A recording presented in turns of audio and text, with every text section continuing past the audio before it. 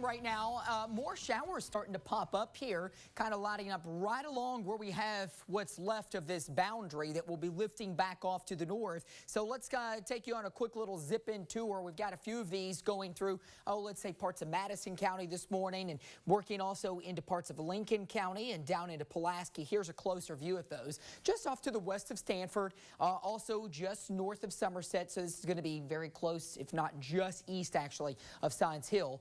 Between Richmond and Berea, a couple of little downpours. Here's our home view perspective, though. Some filtered sunshine in Lexington and Paris. Even same story down towards Somerset. You work into Cumberland Falls, a dry morning there, but definitely an increase in cloud cover. A warm morning nonetheless, and muggy too. Low to mid 70s for those temps. Here's a wider view. That front is continuing to work its way off to the east. It really does still connect back to the west with the warm front here. But look at where the greatest concentration of rain is. It is anywhere from Indiana, but definitely back in Illinois and Missouri. Most of that stays there. It stays north of us.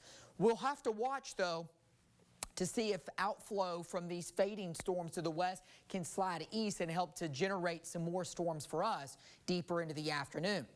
Yes, it is plenty muggy. Look at that muggy meter, way in the red across the entire state pretty much. That puts us up in that tropical depressive air mass.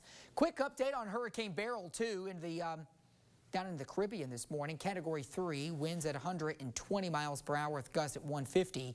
It already passed by Jamaica here, and it's working its way off to the west. Latest track is going to take it back over to the Gulf of Mexico over the weekend. Could make landfall again as we get closer to the northern part of Mexico and the southern part of Texas as we get into late weekend, maybe into early part of next week. For us, though, see how most of those storms go north, but this model still tries to say that some outflow from the storms to the west would help to fire up more storms late afternoon and work those across Kentucky. You know what? I think it's going to be more scattered than that. So some of us get in on activity, some of us don't. Then tomorrow, finally, a front sweeps through, but that's not until late. So some of those storms could be strong or severe today.